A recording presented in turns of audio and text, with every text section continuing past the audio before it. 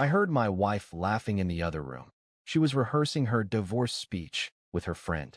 He'll cry, then grovel, then sign whatever I want. So I filed first and served her at her office potluck. Hey there, we're working hard to hit our first 1,000 subscribers. If you love true, emotional stories, hit that subscribe button. It helps more than you know. Now let's get into the story. He'll cry, then grovel, then sign whatever I want. I didn't even mean to eavesdrop. I was just walking down the hallway with a load of laundry when I heard laughter coming from the home office. My wife Samantha never laughed like that around me anymore. Not in months. So yeah, I paused. Just for a second. Just enough to hear the words that would change everything I thought I knew about my marriage. It wasn't the kind of laugh you share after watching something funny. It was sharp, cruel, the kind that comes after saying something twisted and knowing someone else agrees with you. Samantha was on speakerphone. I recognized the voice of her best friend, Lindsay, the same friend who never really liked me, the one who once said I looked like a guy who'd be loyal forever because no one else would want him. Then I heard Samantha say it, word for word. It's all lining up. I'll wait for the April bonus, then file. He'll cry, then grovel, then sign whatever I want. Men like him always do. They're too scared to be alone. I just stood there, frozen, laundry in hand. For a second, I honestly thought I misheard. But then they both laughed again, longer this time. And I knew I hadn't imagined it. I didn't confront her. I didn't slam the door open. I just turned around, walked back into the bedroom, and shut the door as quietly as I could. My heart was racing. My hands were shaking. I've never been the kind of guy who yells or makes scenes. I was raised to keep things calm, collected. But this was something else. It wasn't just betrayal, it was strategy. She was planning this. With bullet points. I sat on the edge of the bed for a while, staring at the wall, thinking, replaying it over and over again. What did she mean? It's all lining up. Why wait until April? What else didn't I know? I didn't sleep that night. She came to bed around midnight, acting like nothing had happened, kissed me on the cheek, turned off the lamp, and rolled over. Meanwhile, I lay there wide awake next to a woman who had already emotionally left me months ago, who was waiting for a payout, who thought I'd just collapse when she finally pulled the trigger. That night, something in me flipped. I wasn't going to sit and wait to be discarded. If she wanted a game, I'd play it. But on my terms. Here's the thing about Samantha. She's always been a planner. When we first started dating, I used to love that about her. She had schedules for everything, vacations, birthdays, even laundry days. But now I was starting to wonder if she had been planning me, too. Looking back, the signs were there. I just didn't want to see them. The constant overtime.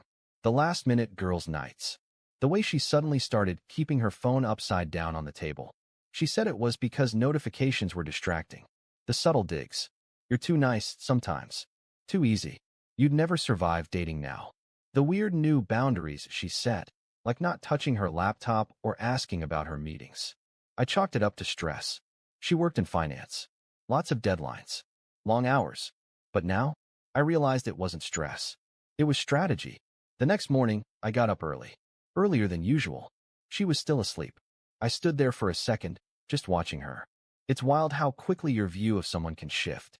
Just 12 hours earlier, I would have sworn I loved her more than anything. And now, I felt nothing. Not even hate. Just distance. She had planned to blindside me. So I started planning something of my own. You ever look back and realize you were the only one trying? That you were basically carrying something that already died a while ago, and no one bothered to tell you? That's what the next few days felt like. After I heard Samantha's little divorce speech rehearsal, I started looking at everything differently. And honestly, the pieces fell together way too easily. It was like I'd been walking through a house filled with cracks, but I'd convinced myself it was just old paint. She was pulling away months ago, maybe even a year, and not in a we're growing apart way. No, this was more tactical, cold, measured. I started to replay old moments in my head, almost obsessively. Conversations that didn't seem weird at the time suddenly looked like red flags with sirens blaring. There was the time she told me not to buy her a birthday gift, said she just wanted space and time alone to relax. I respected that.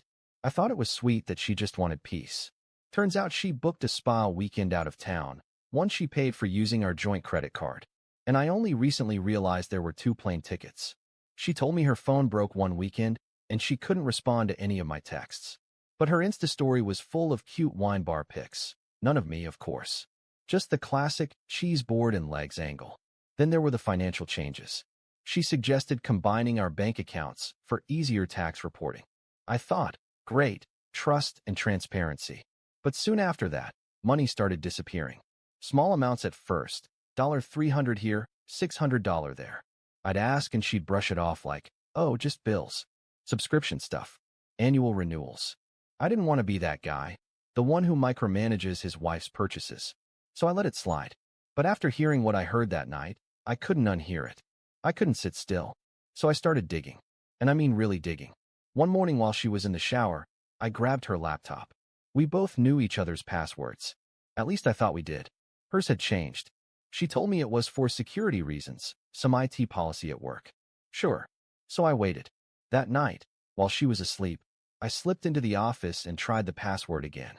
Same block. But here's the thing. Samantha may have been smart, but she was lazy with details. So I guessed a few things I knew she used for passwords. Our dog's name, her college, her go-to quote from the office. It took 3 tries. Then I was in. There was a folder on the desktop, labeled Final Q2. Inside, I found spreadsheets, financial projections, budget templates. Most of it looked work-related until I scrolled down. Then I saw a document called Plan B.pdf. And that's when it hit me. It wasn't just a backup.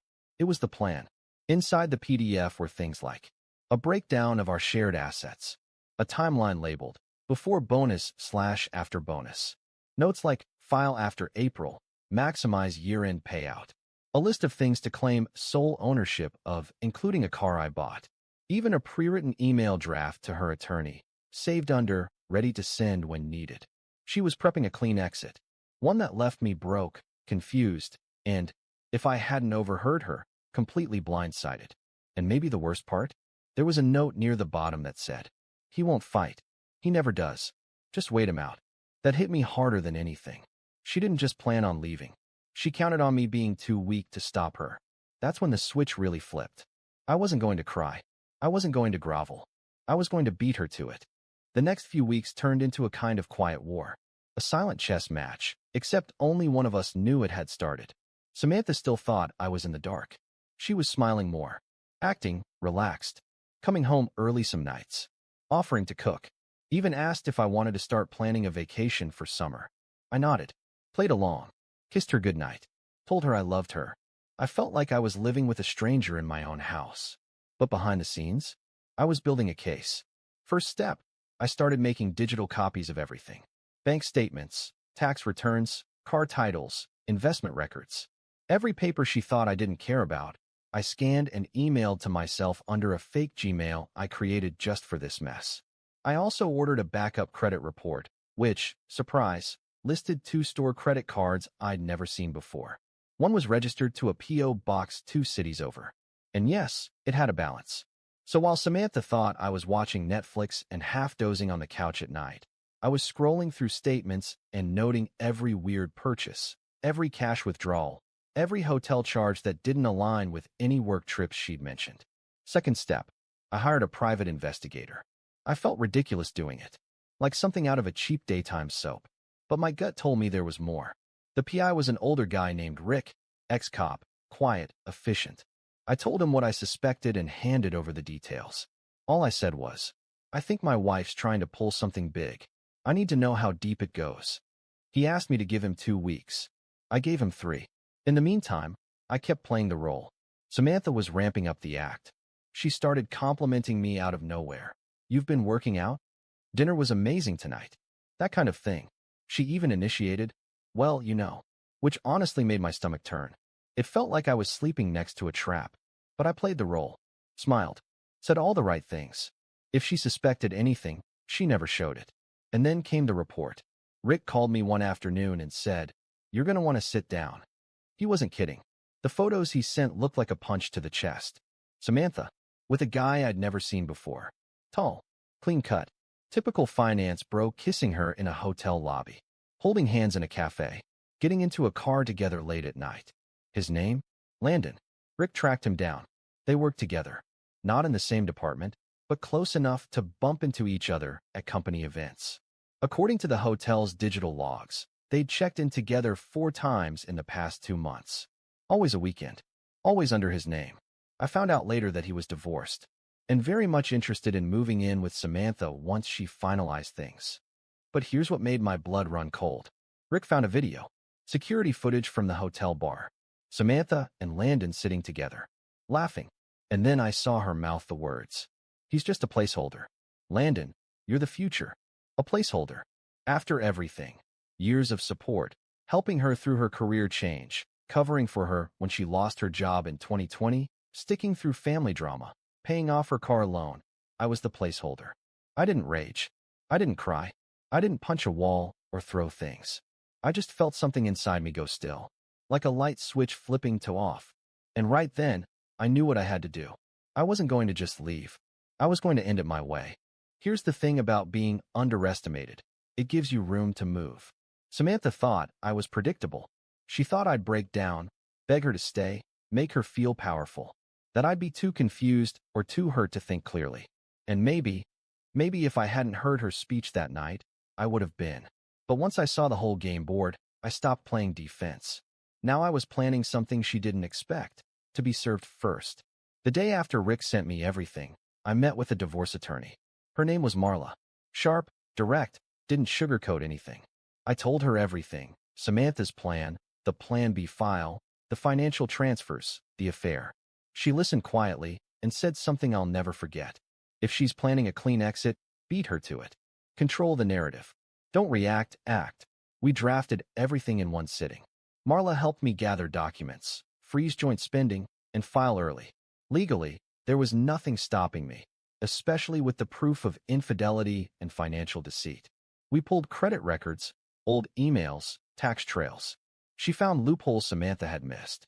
We even calculated the bonuses she was waiting to receive and how they could be locked in during the proceedings if I filed first. By the time Samantha would even think about getting to a lawyer, I'd already be halfway through the process. And the best part? We added everything we found into a sealed packet. Evidence, timelines, emails, even the transcript Rick helped piece together from the hotel footage. The next move was timing. I needed the delivery to be public, but not cruel, just efficient. And then the perfect opportunity came up. Samantha had been prepping for her company's annual spring potluck. It wasn't just food and chit-chat. They used it as a morale booster, a mini award show for employee achievements. Samantha was hosting this year. That meant standing in front of her coworkers, giving speeches, passing out recognition, smiling for office photos. And Landon would be there too. Of course. She had no idea I even knew about the event, or that I'd be on the guest list. See, one of the benefits of staying quiet is that people keep underestimating you. Samantha forgot I used to help design the invite templates. The RSVP system?